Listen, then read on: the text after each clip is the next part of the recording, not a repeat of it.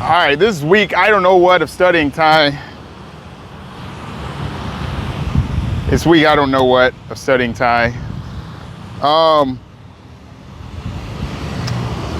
Coming up on that 1 year thing, whole 1 year thing. All right, so check it out, man. This week, I got a little story to tell you. And this is something that I've talked about in the past before. I've talked about this kind of thing that I'm gonna talk about to you today. And in this week of studying Thai, I ran into something that's good and bad.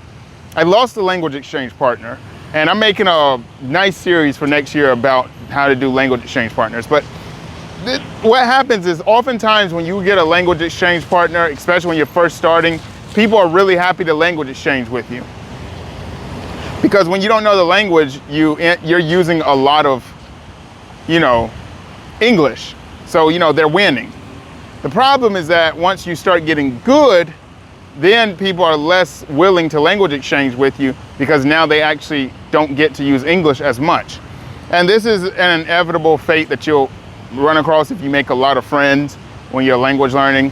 And it's okay. When I was younger, when I was young, I was like, oh, I'm so hurt. I'm losing my friends, blah, blah. But, I'm older now. I was like, oh, yeah, whatever. It's business. I don't even take it personal anymore. And that's kind of what happened this week. I went out with one of my language exchange friends and we met from language exchange.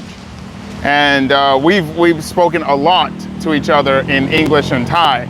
But now my Thai is getting better, and now we went out. The previous times when we went out, and this is someone who I don't think I've talked about on this channel, we just pretty much spoke English. But this time we went out and we started off English and then we switched over to Thai. But she didn't want to use Thai, and it was one of those moments. When I was younger in this kind of a situation, I would not have really known what to do. But now I'm a bit older and I know how to handle it. I say, hey man, you know what this is. We met on the language exchange app. You know what we're here for. We're here to language exchange. And it's okay if you don't want to do it. It's okay if, you just want to do your English thing. But you got to find a new language exchange partner if that's what you want to do.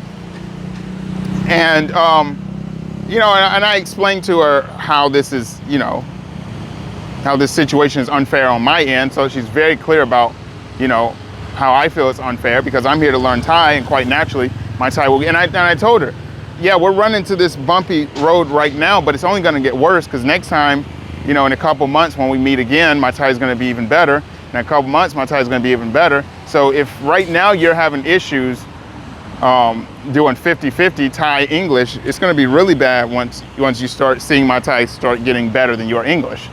Because, a lot of people don't really know how to learn a language. I end up catching up with people. That's just how it is. It's going to get really bad once my Thai starts getting better than your English. And then once we get into English conversations and you can't keep up with the level of content that I'm putting out there in English and my Thai is better, it's going to start feeling weird. So I said, it's one of those things. You got to, fork in the road. What are you going to do? Are you going to help me to learn this Thai? Or are you just concerned about yourself learning English? Like I said, that's okay if that's what your concern is. That's okay. It's business, not personal. But if that's the case, we need to shake hands and go our own ways. And, ultimately that's what she chose, to shake hands and go our own ways. Now I wouldn't say per se that, we're not beefing, it's business, I'm at a point now with my Thai to where it's more than what she's bargaining for, and I'm only going to get better. So there's no reason for her to try to, pretend like she wants something that she doesn't. She doesn't, she wants to talk to some loser who doesn't really want to learn Thai. Yeah, so she can just, drain all the English from them, and that's okay. She can do that. But now, I just, okay, cool. Gentleman's agreement, shake hands. Maybe I'll see you in a couple months because I don't personally hate you. Maybe I'll see you in a couple months where I'll just speak Thai, you'll just speak English, and we'll chat it up with each other.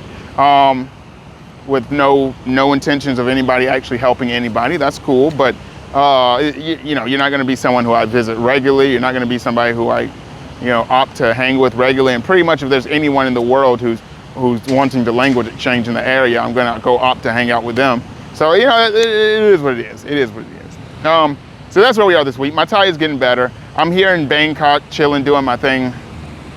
And yeah, I'm having lots of opportunities to use Thai, speak Thai, all that good stuff. And it's looking good, I'm feeling good, and my Thai is definitely getting better. I just made my 1-year anniversary video, even though it hasn't been 1 year, whatever week it is, that's where we're at. But I'm not gonna get the opportunity to go back to the place that I started, you know, that I did my first video at. So I just went ahead and knocked it out now. So it's not really technically a 1 year, but it will come out at the 1 year mark. So look forward to that. I'll be speaking straight Thai in that video, and I'm pretty happy with how it ended up, you know, how it turned out. So yeah, be looking forward to that at the 1 year anniversary. And that's the video for today. My Thai is nice.